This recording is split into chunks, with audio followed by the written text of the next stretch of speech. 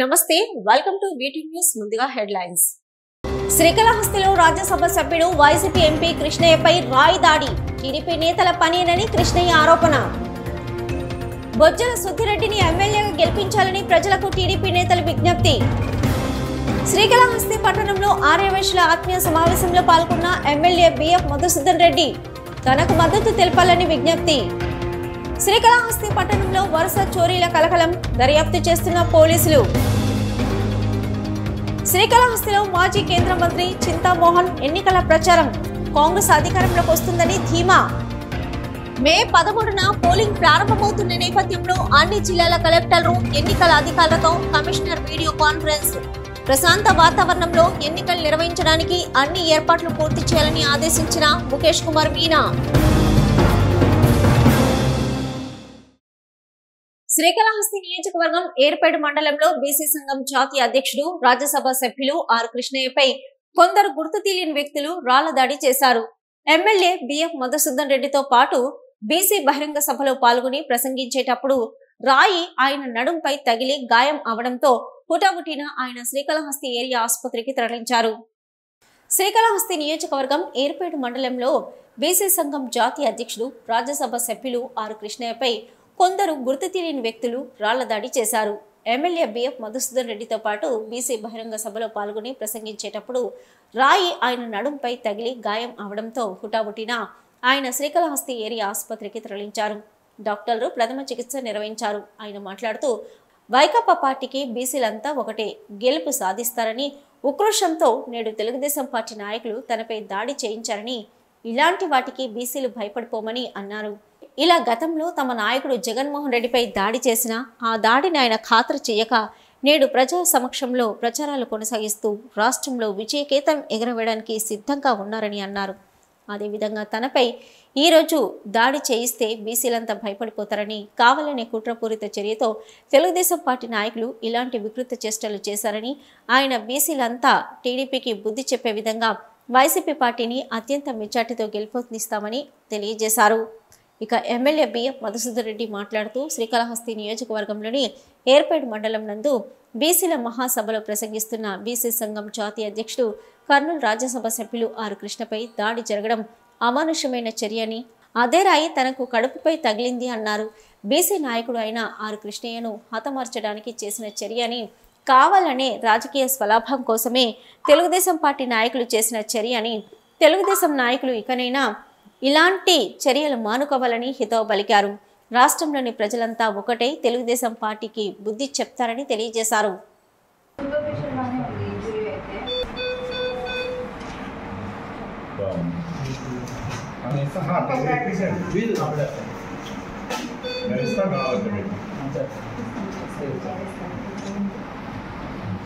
ప్రస్తుతం ఎమ్మెల్యే శ్రీకాళహస్తి నుంచి పోటీ చేస్తున్నటువంటి గౌరవనీయుడు మధుసూదన్ రెడ్డి గారి ఎన్నికల్లో ప్రచారం చేయాలి అని శ్రీకాళహస్తికి రోజు బీసీల సభకు నేను రావడం జరిగింది.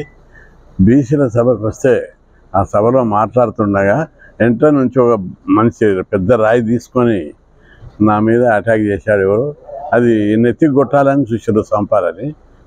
కానీ అదృష్టవశాత్తు ఈపుకు తగిలింది, కొద్దిగా దెబ్బ తగిలింది, కమిలిపోయింది కొద్దిగా. కానీ ఆ దుండగులు ఉద్దేశపూర్వక ఆ రాయి కృష్ణయ్య మీద కాదు దాడి, ఆ దాడి బీసీల మీద దాడి. నేను 50 సంవత్సరాల కింద బ్యాంక్ ఆఫీసర్లు వచ్చిన, గ్రూప్ 1 వచ్చిన, గ్రూప్ 2 వచ్చిన, అవన్నీ వదిలి బీసీల హక్కుల కోసం, బీసీలు చదువుకోవాలని హాస్టల్ పెట్టాలని, బీసీలు చదువుకోవాలని గురుకులాల పాఠశాలలు పెట్టాలని, బీసీలకు ప్రతి ఒక్కరికి స్కాలర్షిప్ ఇవ్వాలని, ముఖ్యమంత్రి రాజశేఖర రెడ్డి ఉన్నప్పుడు ఫీజు రియంబర్స్మెంట్ పెట్టాలని, లోకల్ బాడీ ఎన్నికల్లో బీసీలకు 50% రిజర్వేషన్లు పెట్టాలని పోరాడుతూ అనేక విజయాలు సాధించాము. మన జగనన్న మీద కూడా చంపాలని చూశారు. అది అదృష్టం బాగుండి కంట మీద తగిలింటే చనిపోయి ఉంటాడు, కన్ను పోయిందే కన్ను పోయి ఉంటుంది. ఎన్ని కుట్లేశారు మీరు అందరూ కూడా చూశారు. ఈరోజు కృష్ణన్న మీద కొట్టేస్తే ఇతను వచ్చి ప్రతి ఏరియాలో పోయి బీసీలందరినీ కూడా ఉత్సాహం చేస్తున్నాడు. బీసీలకి జరుగుతున్న మంచి బెనిఫిట్స్ అంతా కూడా ఎక్స్ప్లెయిన్ చేస్తున్నాడు. అభివృద్ధి బాగుండారు, ఇంగ్లీష్ మీడియం బాగుండదు, పక్క రాష్ట్రాల్లో జరగటం లేదు, ఆ పక్క రాష్ట్రం ఎక్కడ జరగటం లేదు. ఇంత అభివృద్ధి పిల్లలకి నాడు నేడు ఇవన్నీ కూడా జరుగుతున్నాయని చెప్పే టయానికి వారవలేక అంత పెద్ద కంకర్ రాయి, ఇంత పెద్దది రాయి, అదేమైనా తల మీద తగిలింటే చాలా సీరియస్ మ్యాటరు, హత్యా ప్రయత్నం. ఇది మాత్రం ఖచ్చితంగా ఎన్నికల కమిషనర్ గారు సీరియస్ తీసుకోవాలి, ఎస్పీ గారు సీరియస్ తీసుకోవాలి. ఈ బీసీ నాయకుడిని కొట్టడం అనేది రాయితో మామూలు విషయం కాదు అది. ఎందుకంటే అతను ఈరోజు ఢిల్లీలో అతను వాయిస్ వినిపించి బీసీలకు న్యాయం చేసే వ్యక్తి ఈరోజు రాష్ట్రంలో వచ్చి బీసీలంతా కూడా వైఎస్ఆర్ పార్టీకి మారుతున్నారు అనే ఉద్దేశంతో ఇతను కొట్టి భయపిస్తే మనం రాడనే ఉద్దేశంతో ఈరోజు ఇటువంటి హత్యా ప్రయత్నం చేయటం ఇది మంచి పద్ధతి కాదు. చంద్రబాబు నాయుడు, నువ్వు ఆ రోజు జగన్మోహన్ రెడ్డి మీద మీ వాళ్ళతో ఏం చెప్పించావు అందరికి కూడా తెలుసు, పోలీసు వాళ్ళు దొరికినారు. ఈరోజు ఇక్కడుండే ఈ సుధీర్ మీ వాళ్ళకి చెప్పు ఫస్ట్. శ్రీకాళహస్తి పట్టణంలో ఇంటింటికి మీ బొజ్జల కార్యక్రమం జరిగింది. ఇందులో భాగంగా టీడీపీ ఎమ్మెల్యే అభ్యర్థి బొజ్జల సుద్దిరెడ్డిని గెలిపించాలని కోరుతూ టీడీపీ నేతలు ప్రచారం చేపట్టారు. పట్టణంలో 5, 9 వార్డులలో తిరుగుతూ సైకిల్ గుర్తుకు ఓటేయాలని విజ్ఞప్తి చేశారు. శ్రీకాళహస్తి పట్టణంలో ఇంటింటికి మీ బొజ్జల కార్యక్రమం జరిగింది. ఇందులో భాగంగా టీడీపీ ఎమ్మెల్యే అభ్యర్థి బొజ్జల సుద్దిరెడ్డిని గెలిపించాలని టీడీపీ నేతలు ప్రచారం చేశారు. పట్టణంలో 5, 9 వార్డులలో తిరుగుతూ సైకిల్ గుర్తుకు ఓటేయాలని విజ్ఞప్తి చేశారు. గురుదర్శన్ అధ్యక్షతన వివిధ కుల సంఘాల నాయకులు, టీడీపీ నేతలు, కార్యకర్తలు పెద్ద సంఖ్యలో ఈ కార్యక్రమంలో పాల్గొన్నారు. అదేవిధంగా ఎన్డీఏ కూటమి ఎంపీ అభ్యర్థి శ్రీ వెలగపల్లి వరప్రసాద్ని గెలిపించాలంటూ ఓటర్లను అభ్యర్థించారు. అలాగే వార్డుల్లో ఉన్న సమస్యలను తెలుసుకుంటూ టీడీపీ ప్రభుత్వం వస్తే సమస్యలు పరిష్కరిస్తామంటూ, అలాగే టిట్కో ఇండ్లు పొందిన వారికి కూడా న్యాయం చేస్తామంటూ తెలిపారు. ఈ కార్యక్రమంలో తెలుగుదేశం పార్టీ కార్యకర్తలు, అభిమానులు పాల్గొన్నారు. శ్రీకాళహస్తి పట్టణంలో బజార్ వీధిలోని వాసవి కన్యకా పరమేశ్వరి ప్రాంగణంలో ఆర్యవైశ్యుల కుటుంబ సభ్యులతో ఆత్మీయ సమావేశాన్ని నిర్వహించారు. ఈ సమావేశానికి ముఖ్య అతిథిగా శ్రీకాళహస్తి ఎమ్మెల్యే బిఎఫ్ మధుసూదన్ రెడ్డి పాల్గొన్నారు. శ్రీకాళహస్తి పట్టణంలో బజార్ వీధిలోని వాసవి కన్యకా పరమేశ్వరి ప్రాంగణంలో ఆర్యవైశ్యుల కుటుంబ సభ్యులతో ఆత్మీయ సమావేశాన్ని నిర్వహించారు. ఈ సమావేశానికి ముఖ్య అతిథిగా శ్రీకాళహస్తి ఎమ్మెల్యే బిఎఫ్ మధుసూదన్ రెడ్డి పాల్గొన్నారు. ఈ సందర్భంగా మధుసూదన్ రెడ్డి మాట్లాడుతూ శ్రీకాళహస్తి పట్టణంలో ఆర్యవైశ్యులు వ్యాపారస్తులని వాళ్ల వ్యాపారానికి ఎటువంటి ఆటంకం కలగకుండా చూసుకుంటానని తెలిపారు.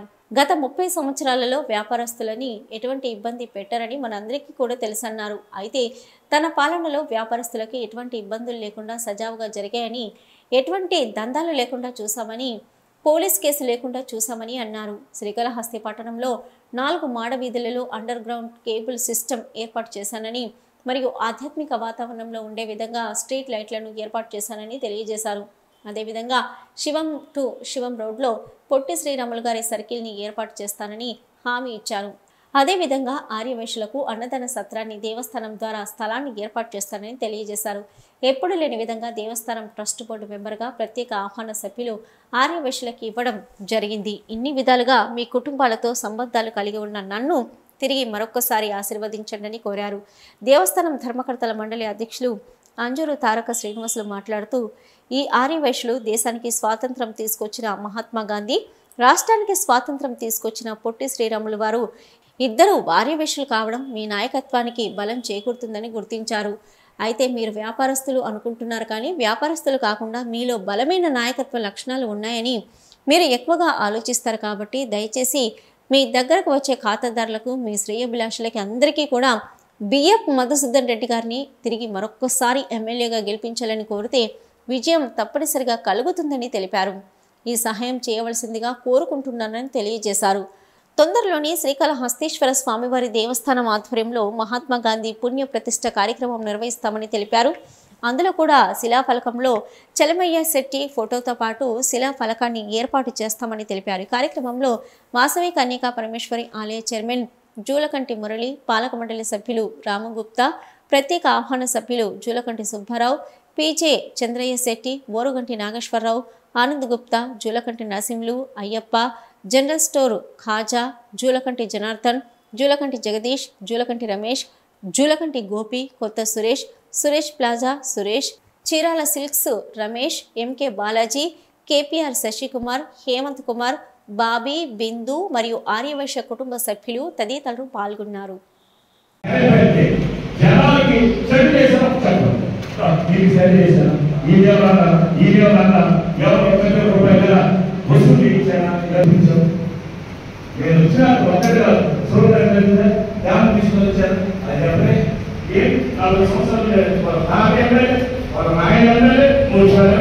సంవత్సరాలు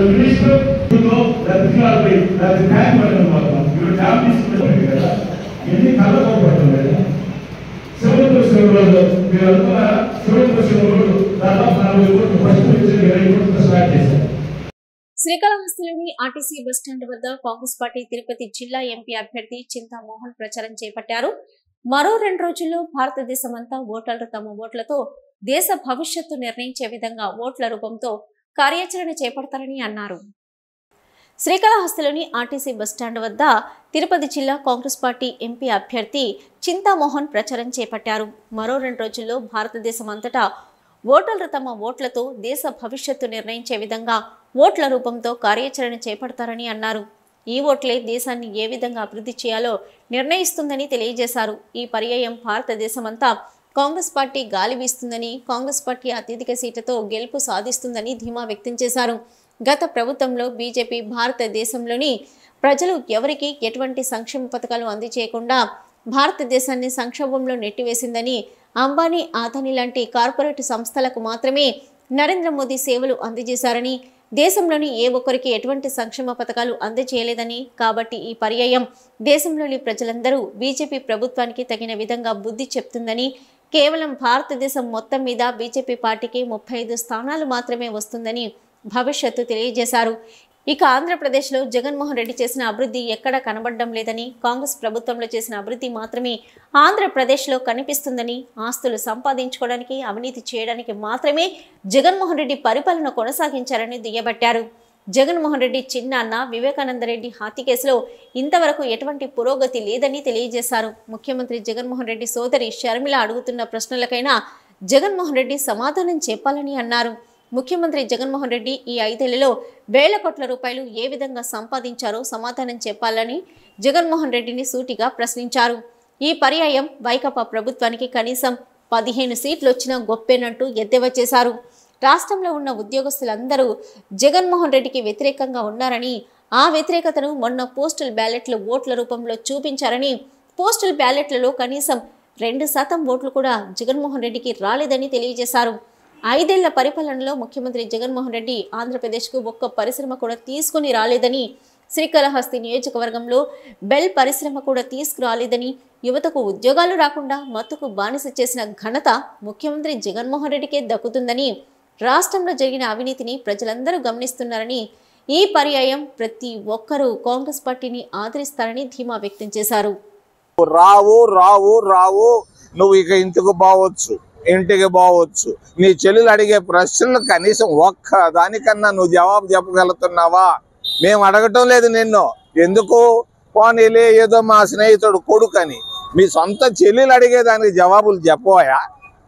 ఎన్నికలు దగ్గరకు వచ్చాయి, 2 రోజుల్లో ఓట్లు అయిపోతున్నారు జనాలు. ఏంది నువ్వు చేసింది? ఆంధ్రప్రదేశ్ రాష్ట్రానికి 5 సంవత్సరాల్లో ఒక్క అభివృద్ధి కార్యక్రమం తీసుకొచ్చావా? మనవరం బెల్ ఫ్యాక్టరీని ఏమన్నా మొదలు పెట్టించావా? నువ్వేంది నరేంద్ర మోడీకి లాలూచి పడిపోయి నువ్వు ఏం సాధించావు? 300 సార్లు బెయిల్ తీసుకుంటారా ఎవరైనా? 300. శ్రీకాళహస్తి పట్టణంలో ఒకే రోజు 4 ఇళ్లలో వరుస చోరీలు కలకలం రేపాయి. ఈ ఘటనపై పోలీసులు కేసు నమోదు చేసి దర్యాప్తు చేస్తున్నారు. శ్రీకాళహస్తి పట్టణంలో ఒకే రోజు 4 ఇళ్లలో వరుస చోరీలు కలకలం రేపాయి. ఈ ఘటనపై పోలీసులు కేసు నమోదు చేసి దర్యాప్తు చేస్తున్నారు. శ్రీకాళహస్తి 1 టౌన్ సిఐ నరసింహారావు కథనం మేరకు పట్టణంలోని శ్రీరామనగర్ కాలనీకి చెందిన ఇక్బాల్ ప్రైవేట్ కర్మాగారంలో పనిచేస్తుంటాడు. ఆయన విధులకు వెళ్లిన సమయంలో కుటుంబ సభ్యులు బంధువుల ఇంట శుభకార్యం కోసం ఊరెళ్లారు. బుధవారం రాత్రి దొంగలు ఆ ఇంట్లోకి చొరబడి సుమారు 65 గ్రాముల వెండి వస్తువులు, 50,000 నగదును చోరీ చేశారు. ఆ పక్కనే మరో ప్రైవేటు ఉద్యోగి ఇంట్లో 50,000 నగదు ఎత్తుకెళ్లారు. ఆ తర్వాత సమీపంలోని 2 ఇళ్లలో చోరీ చేసేందుకు కిటికీలు పగలగొట్టి విఫలయత్నమయ్యారు. ఉదయం చోరీలు జరిగినట్లు తెలుసుకున్న 1 టౌన్ సిఐ నరసింహారావు ఘటనా స్థలానికి చేరుకున్నారు. ఇక్బాల్ భార్య జుబేద్ ఫిర్యాదు మేరకు కేసు నమోదు చేసి దర్యాప్తు చేపట్టారు. మిగిలిన బాధితులు ఫిర్యాదు చేసేందుకు నిరాకరించారు. తిరుపతి నుంచి క్లూస్ టీం బృందం వచ్చి ఆధారాలను సేకరించింది.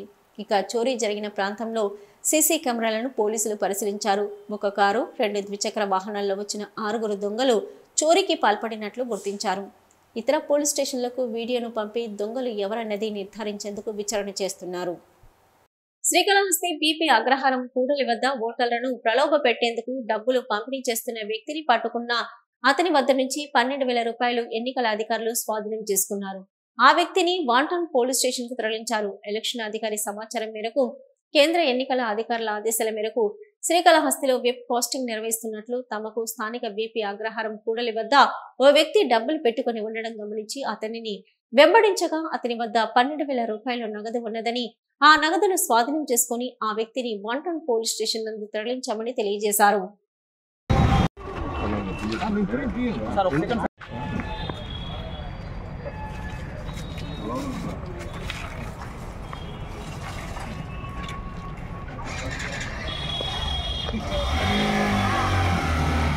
మేడం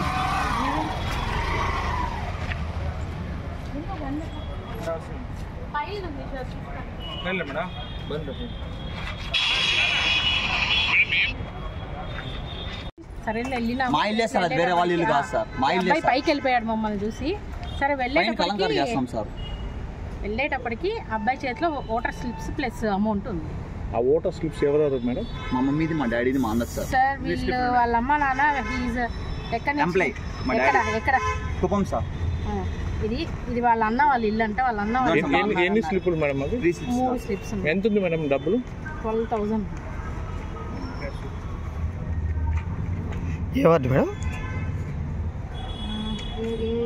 అగ్రహారం సార్, 15 బార్ సార్ హౌస్. బాబు అగ్రహారం.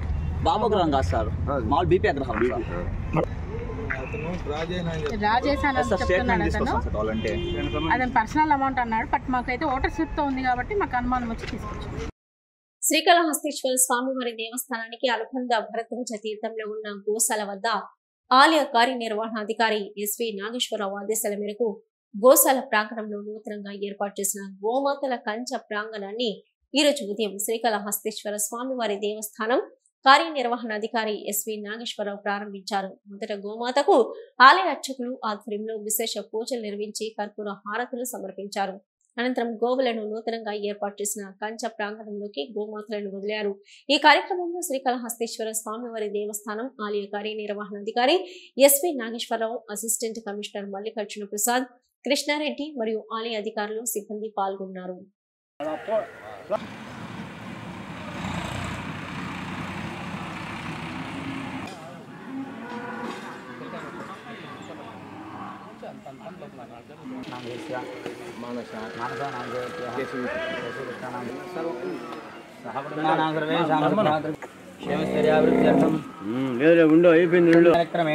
మాదరం పురః చితరం చ ప్రయన్ స్వాహ ఉపయామ వస్త్రార్థం పుష్పార్ప్యామి అలంకరణార్థం హరే కుంకుమాచూర్ణాని సమర్పయామి. హరిద్రా కుంకర్గలోక నిత్యనివం సర్వాపరాధక్షమాన్ నమస్కారం సమర్పయామి. ఛత్రజావరాజమస్తో హారాన్ సమర్పయామి. సకలదేవతా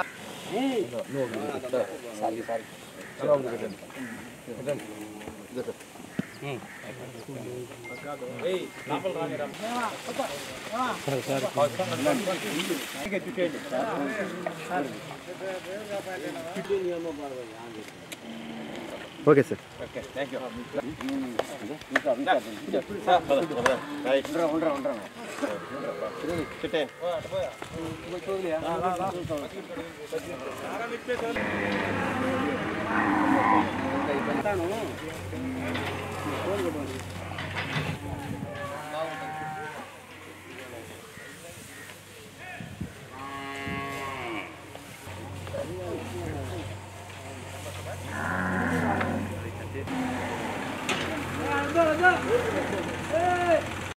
ఐరాల మండలంలో కాంగ్రెస్ పార్టీ అభ్యర్థి ఎంఎస్ బాబుకు ప్రచారం నిర్వహించారు. ఈ సందర్భంగా భారీగా ర్యాలీ నిర్వహించి అంబేద్కర్ విగ్రహానికి పూలమాల వేసి నివాళులర్పించారు. ఐరాల మండలంలో కాంగ్రెస్ పార్టీ అభ్యర్థి ఎంఎస్ బాబుకు ప్రచారం నిర్వహించారు. గతంలో వైఎస్ఆర్సీపీ పార్టీలో ఎమ్మెల్యేగా ఉంటూ ఎస్సీ ఎస్టీ బడుగు బలహీన వర్గాలతో దగ్గరగా ఉండి వారి బాధలను చూశారు అన్నారు. వైఎస్ఆర్సీపీలో అదే అవమానం, అన్యాయం జరిగిందన్నారు.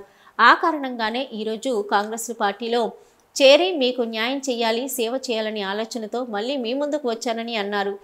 వైసీపీ ఎమ్మెల్యే అభ్యర్థి సునీల్ కుమార్ తనను విమర్శించడంపై ఆగ్రహం వ్యక్తం చేశారు. గత 5 ఏళ్లు నియోజకవర్గంలో లేకుండా ఎక్కడికి పోయాడో ప్రజలకు సమాధానం చెప్పాలని అన్నారు. సునీల్ కుమార్ ఎమ్మెల్యేగా ఉన్న సమయంలో పూతలపట్టు నియోజకవర్గంలో ఎలాంటి అభివృద్ధి కానీ చేయలేదని విమర్శించారు. రాబోయే ఎన్నికల్లో తనకు ఓటు వేసి గెలిపించాలని ప్రజలకు విజ్ఞప్తి చేశారు. ఎన్నికల రోజుకు సమయం దగ్గర పడుతున్న నేపథ్యంలో రాష్ట్ర ఎన్నికల కమిషనర్ ముఖేష్ కుమార్ మీనా అధికారులతో కీలకమైన సమీక్ష సమావేశం నిర్వహించారు. కమిషన్ నియమ నిబంధనల ప్రకారం అన్ని ఏర్పాట్లలో ఎక్కడా రాజీ లేకుండా చేయాలని, ప్రశాంతంగా పోలింగ్ ప్రక్రియ కొనసాగడానికి ఉన్న అన్ని అవకాశాలను ఉపయోగించుకోవాలని ఈ సందర్భంగా కమిషనర్ అధికారులకు సూచించారు. మరో 2 రోజుల్లో సార్వత్రిక ఎన్నికలు జరగనున్న నేపథ్యంలో ఎన్నికల నిర్వహణకు 72 గంటల ముందు చేపట్టవలసిన ఏర్పాట్లు, బందోబస్తు, విస్తరణ, ప్రణాళిక అమలు తదితర అంశాలపై జిల్లా ఎన్నికల అధికారులు, ఐజీలు, డిఐజీలు, సిపిలు, ఎస్పీలతో వెలగపూడి రాష్ట్ర సచివాలయం నుంచి వీడియో కాన్ఫరెన్స్ ద్వారా రాష్ట్ర ప్రధాన ఎన్నికల అధికారి ముఖేష్ కుమార్ మీనా సమీక్ష నిర్వహించారు. తిరుపతి జిల్లా కలెక్టరేట్ నుంచి కలెక్టర్ మరియు జిల్లా ఎన్నికల అధికారి ప్రవీణ్ కుమార్, ఎస్పీ కృష్ణకాంత్ పటేల్ సంబంధిత అధికారులతో కలిసి వీడియో కాన్ఫరెన్స్ హాల్ నుంచి హాజరై మాట్లాడుతూ జిల్లాలో ఎన్నికలు సజావుగా, పారదర్శకంగా నిర్వహించేందుకు అన్ని ఏర్పాట్లు చేశామన్నారు. పోలింగ్ కు 72 గంటల ముందు నుంచి చేపట్టవలసిన వాటిపై సన్నద్ధంగా ఉన్నామని కలెక్టర్, జిల్లా ఎన్నికల అధికారి ప్రవీణ్ కుమార్ తెలిపారు. ఈ సందర్భంగా సీఈఓ మాట్లాడుతూ ఈ నెల 13న రాష్ట్రంలో సార్వత్రిక ఎన్నికలు జరగనున్న నేపథ్యంలో ఎన్నికల నిర్వహణకు 72 గంటల ముందు చేపట్టవలసిన ఏర్పాట్లు, బందోబస్తు, విస్తరణ, ప్రణాళిక అమలు తదితర అంశాలు పక్కాగా ఉండాలని, ఎన్నికలు పారదర్శకంగా, సజావుగా నిర్వహించేందుకు అన్ని విధాల చర్యలు తీసుకోవాలని పలు సూచనలు చేశారు. ఈవీఎం కమిషనింగ్ పూర్తయిందని, వెబ్ కాస్టింగ్ రేపటికి పూర్తి స్థాయిలో ఏర్పాటు అవుతుందన్నారు తిరుపతి జిల్లా కలెక్టర్. పోలింగ్ కేంద్రాల్లో షేడ్, త్రాగునీరు, లైటింగ్, ర్యాంప్, వీల్ చైర్ ఏర్పాట్లు, పోలింగ్ కేంద్రాల్లో కనీస మౌలిక సదుపాయాలు కల్పించడం జరిగిందని తెలిపారు. ఓటర్ స్లిప్లు పంపిణీ పక్కాగా చేపడుతున్నామని, బోగస్ ఓటింగ్ కు తావు లేకుండా పక్కా ఏఎస్టీ జాబితా రేపటికి సిద్ధమయ్యేలా చర్యలు చేపట్టాలని తెలిపారు. పోలింగ్ సిబ్బంది ర్యాండమైజేషన్ ఈ నెల 11న చేపడుతున్నామని, ఎక్స్పెండిచర్ మానిటరింగ్, ఎన్నికల నిర్వహణకు కావలసిన సామగ్రి నియోజకవర్గాలకు పంపామని, పోలింగ్ కు 72 గంటల ముందు చేపట్టవలసిన విధి విధానాలు ఎస్ఓపి మేరకు చేపడతామన్నారు. సార్వత్రిక ఎన్నికలకు సమయం దగ్గర పడుతున్న నేపథ్యంలో ఎన్నికల నిర్వహణపై జిల్లా ఉన్నతాధికారులు మరింత ప్రత్యేక దృష్టి పెడుతున్నారు. ఈ నేపథ్యంలోనే మరో 3 రోజుల్లో ఓటింగ్ ప్రక్రియ ప్రారంభం కానుండడంతో తాజాగా జిల్లాలోని ఆర్ఓ, ఏఆర్ఓ సెక్టర్ అధికారులు, బిఎల్ఓ తదితర ఎన్నికల సంబంధిత అధికారులకు సమీక్ష సమావేశం నిర్వహించారు కలెక్టర్. ప్రశాంతమైన వాతావరణంలో సార్వత్రిక ఎన్నికలు జరిగేలా చూడాల్సిన బాధ్యత అందరు అధికారులపై ఉందన్నారు జిల్లా ఎన్నికల అధికారి మరియు కలెక్టర్ ప్రవీణ్ కుమార్. మే 13న సార్వత్రిక ఎన్నికల పోలింగ్ ప్రక్రియ ప్రారంభమవుతున్న నేపథ్యంలో జిల్లాలోని ఉన్నతాధికారులతో సమావేశం నిర్వహించారు కలెక్టర్. తిరుపతి కలెక్టర్ కార్యాలయం నుంచి వర్చువల్ విధానం ద్వారా జరిగిన ఈ సమావేశానికి తిరుపతి జిల్లాలోని ఆర్ఓ, ఏఆర్ఓలు, సెక్టర్ అధికారులు, బిఎల్ఓలు, పంచాయతీ సెక్రటరీలు, ఇతర మండల స్థాయి ఉన్నతాధికారులు పాల్గొన్నారు. పోలింగ్ విధులకు హాజరయ్యే ఉద్యోగులు బాధ్యతగా నిర్వహించాలని, ఎన్నికలు సజావుగా జరిగేందుకు సెక్టర్ అధికారుల రూట్ మొబైల్ పాత్ర కీలకమని అన్నారు కలెక్టర్ ప్రవీణ్ కుమార్. రిటర్నింగ్ అధికారులు వారి నియోజకవర్గంలో ప్రశాంతంగా ఎన్నికలు సజావుగా జరిగేలా సమన్వయంతో, పక్కా ప్రణాళికతో అప్రమత్తంగా నిర్వహించాలని కలెక్టర్ సూచించారు. పోలింగ్ కు మరో 3 రోజులు ఉన్న నేపథ్యంలో పోలింగ్ కేంద్రాలు సందర్శించి అన్ని వసతులు ఉన్నాయా లేదా అని ధృవీకరించుకోవాలని అన్నారు. సెక్టర్ అధికారి, రిటర్నింగ్ అధికారికి, బూత్ లెవెల్ స్థాయి అధికారికి మధ్య అనుసంధానకర్తగా ఉంటారని తెలిపారు. పోలింగ్ రోజుకు ముందు రోజు మధ్యాహ్నం నుంచి పోలింగ్ కేంద్రానికి వచ్చే పోలింగ్ పార్టీ 6 మందికి మైక్రో అబ్జర్వర్లు, వారికి బిఎల్ఓలు భోజన వసతి ఏర్పాట్లు చేయాల్సి ఉంటుందని తెలిపారు. 3 రోజుల ముందు బిఎల్ఓ కనీస మౌలిక సదుపాయాలు పూర్తి స్థాయిలో అందుబాటులో ఉండేలా చూడాలని సెక్టర్ అధికారులు ధృవీకరించుకోవాల్సి ఉంటుందని తెలిపారు. చార్ధామ్ యాత్ర ఈ రోజు ప్రారంభమైంది. గత ఏడాది దీపావళి రోజున మూతపడిన ఆలయాలు తిరిగి ఈ రోజు పూజల అనంతరం తెరిచారు అర్చకులు. దీంతో నేటి నుంచి ఇకపై 6 నెలల పాటు భక్తులకు చార్ధామ్లోని 4 దివ్యక్షేత్రాలు దర్శనమిస్తాయి. 2 సంవత్సరాల తర్వాత తిరిగి యాత్ర ప్రారంభం అవుతుండటంతో ఉత్తరాఖండ్ ప్రభుత్వం ప్రత్యేక ఏర్పాట్లు చేసింది. హిందువులు అత్యంత పవిత్రంగా భావించే చార్ధామ్ యాత్ర నేటి నుంచి ప్రారంభమైంది. గత 6 నెలలుగా హిమాలయాల్లో మూసి ఉన్న 4 దివ్యక్షేత్రాలను ఈ రోజు తెరిచారు. కరోనా వైరస్ కారణంగా గత 2 ఏళ్లుగా చార్ధామ్ యాత్రకు ఉత్తరాఖండ్ ప్రభుత్వం అనుమతి ఇవ్వలేదు. అయితే ప్రస్తుతం పరిస్థితులు అన్ని అనుకూలంగా ఉండడంతో తిరిగి చార్తం యాత్ర ఈ రోజు ఘనంగా ప్రారంభమైంది. ఈ యాత్రకు పెద్ద ఎత్తున భక్తులు వచ్చే అవకాశం ఉండడంతో దీనికి అనుగుణంగా చర్యలు తీసుకుంటున్నారు ఉత్తరాఖండ్ ప్రభుత్వ అధికారులు. చార్తం యాత్ర కోసం ఉత్తరాఖండ్ ప్రభుత్వం యాత్రికుల రోజువారీ పరిమితిని నిర్ణయించింది.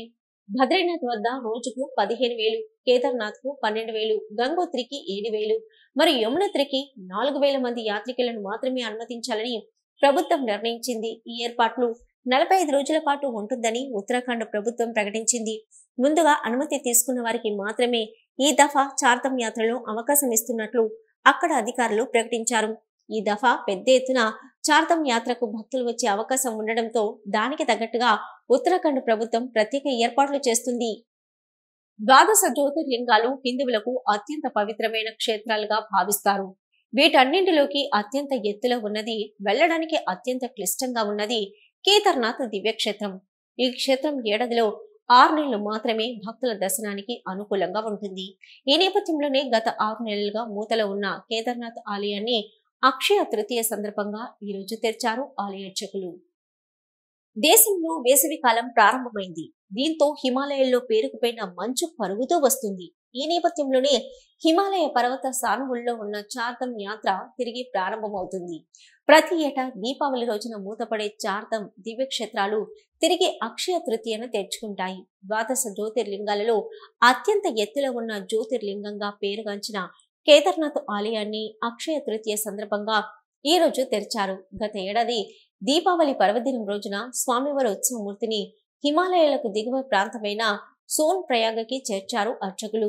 తిరిగి ఈ రోజు ఉదయం స్వామివారి ఉత్సవమూర్తిని అత్యంత వైభవపేతంగా కేదార్నాథ్కి తీసుకుని వెళ్లారు. హిమశిఖరాల సాంప్రదాయాన్ని అనుకరిస్తూ ప్రత్యేక మేళతాళాలతో కార్యక్రమాన్ని నిర్వహించారు. కేదారీనాథ్ క్షేత్రంని కాపాడుతున్న కాలభైరవ స్వామికి శివకింకర్లైన ప్రమద గణాలకు ప్రత్యేక పూజలు నిర్వహించారు. అనంతరం ముందుగా నిర్ణయించిన ముహూర్తం ప్రకారం ఆలయ ద్వారాలు తెరిచారు అర్చకులు. ఈ సందర్భంగా స్వామివారికి ప్రత్యేక అభిషేకాలు చేసిన అనంతరం భక్తులను దర్శనానికి అనుమతించారు. గత 2 సంవత్సరాలుగా కరోనా కారణంగా ప్రత్యేక ఆంక్షలు కొనసాగాయి. ప్రస్తుతం ఉత్తరాఖండ్ ప్రభుత్వం అన్ని రకాల ఆంక్షలను తొలగించడంతో ఈ ఏడాది కేదార్నాథ్ పెద్ద ఎత్తున భక్తులు వస్తారని అధికారులు భావిస్తున్నారు. దీనికి అనుగుణంగానే ముమ్మరమైన ఏర్పాట్లు జరుగుతున్నాయి. మరో వారం రోజుల్లో పూర్తి స్థాయిలో ఏర్పాట్లు చేస్తామని ఉత్తరాఖండ్ ప్రభుత్వ అధికారులు ప్రకటించారు.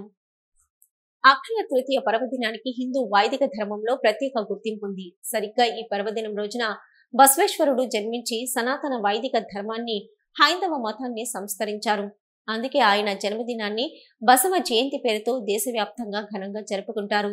ఈ ఏడాది ఆంధ్రప్రదేశ్ రాష్ట్రంలో కూడా అధికారికంగా బసవ జయంతి కార్యక్రమాలు జరిగాయి. ఈ నేపథ్యంలోనే అసలు బసవేశ్వరుడు ఎవరు, ఆయన హైందవ ధర్మాన్ని ఎలా సంస్కరించారు అన్న విషయాలపై V2 న్యూస్ ప్రత్యేక కథనం. బసవేశ్వరుడు హైందవ మతాన్ని సంస్కరించిన ప్రముఖులలో ఒకడు. ఈయనను బసవన్న, బసవుడు అని, విశ్వగురు అని పిలుస్తారు. సమాజంలో కుల వ్యవస్థను, వర్ణ భేదాలను, లింగ వివక్షతను సమూలంగా వ్యతిరేకించిన అభ్యుదయవాదిగా బసవేశ్వరుడు పేరుంది. ఈయనే లింగాయత ధర్మం స్థాపించారు. కర్ణాటకలోని బాగేవాడి బసవేశ్వరుని జన్మస్థలం. తండ్రి మాదిరాజు, తల్లి మాదంబ. చిన్న వయసులోనే శైవ పురాణ గాథలను అవగతం చేసుకున్న బసవేశ్వరునికి కర్మకాండపై విశ్వాసం పోయింది. ఉపనయనం నిశ్చయించిన తల్లిదండ్రులను వదిలి కూడల సంగమ అనే పుణ్యక్షేత్రం చేరిన బసవుడు అక్కడ వేంచేసి ఉన్న సంగమేశ్వరుణ్ణి నిష్ఠతో ధ్యానించాడు. 12వ శతాబ్దంలో కర్ణాటక దేశాన్ని పాలించిన బిజ్జులుని కొలువులో చిన్న ఉద్యోగిగా చేరి అతని భాండాగారానికి ప్రధాన అధికారి అయి భాండారిగా పనిచేశారు. ఒకవైపు రాజ్యపాలనలో ప్రధాన భూమిక నిర్వహిస్తూ బసవన్న పదవ సాహిత్యంలో ప్రజలందరినీ కులమతాలకు అతీతంగా ఏకం చేశారు. బోధనలలోని సమదృష్టి ఎందరినో ఆకర్షించింది. వీరశైవ మతానికి తిరిగి పట్టం కట్టిన బసవుని ఖ్యాతి కర్ణాటక ఎల్లలు దాటి ఆంధ్రప్రదేశ్లోని వ్యాప్తి చెందినది. ప్రతిరోజు 196,000 మంది జంగములకు మృష్టాన్నములతో అర్పించి అనంతరం తాను భుజించేవాడు. బసవుడు తన ఉపదేశాలు ప్రజలకు అందుబాటులో ఉండే రీతిగా వచనాలు వ్రాసాడు. బసవేశ్వరుడు బోధించిన సాంప్రదాయమే అనంత ఆకారంలో లింగాయత ధర్మంగా స్థిరపడింది. పోల్కొరికి సోమనాథుడు తెలుగులో బసవ పురాణం రాశాడు. శివుడంటే ఒక కనిపించే శక్తి అని విగ్రహారాధనను వ్యతిరేకించాడు బసవేశ్వరుడు. ఇక మనుషులందరూ ఒక్కటి అని, కులాలు ఉపకులాలు లేవని బసవుడు గట్టిగా వాదించేవాడు. భగవంతుడికి భక్తి మాత్రమే ప్రధానమని, భగవంతుడికి భక్తుడికి మధ్య ఎవ్వరూ ఉండాల్సిన అవసరం లేదని తత్వాన్ని ప్రచారం చేశారు. వీటి న్యూస్ ముగించే ముందు హెడ్లైన్స్ మరొకసారి. శ్రీకాళహస్తిలో రాజ్యసభ సభ్యుడు వైసీపీ ఎంపీ కృష్ణయ్యపై రాయి దాడి, టీడీపీ నేతల పనేనని కృష్ణయ్య ఆరోపణ. బొజ్జల సుద్దిరెడ్డిని ఎమ్మెల్యేగా గెలిపించాలని ప్రజలకు టీడీపీ నేతలు విజ్ఞప్తి. శ్రీకాళహస్తి పట్టణంలో ఆర్యవైశ్యుల ఆత్మీయ సమావేశంలో పాల్గొన్న ఎమ్మెల్యే బిఎఫ్ మధుసూదన్ రెడ్డి తనకు మద్దతు తెలపాలని విజ్ఞప్తి. శ్రీకాళహస్తి పట్టణంలో వరుస చోరీల కలకలం, దర్యాప్తు చేస్తున్న పోలీసులు. శ్రీకాళహస్తిలో మాజీ కేంద్ర మంత్రి చింతామోహన్ ఎన్నికల ప్రచారం, కాంగ్రెస్ అధికారంలోకి వస్తుందని ధీమా. మే 13న పోలింగ్ ప్రారంభమవుతున్న నేపథ్యంలో అన్ని జిల్లాల కలెక్టర్లు, ఎన్నికల అధికారులతో కమిషనర్ వీడియో కాన్ఫరెన్స్. ప్రశాంత వాతావరణంలో ఎన్నికలు నిర్వహించడానికి అన్ని ఏర్పాట్లు పూర్తి చేయాలని ఆదేశించిన ముఖేష్ కుమార్ మీనా. ఇవి ఇప్పటివరకున్న వీటి న్యూస్. నమస్తే.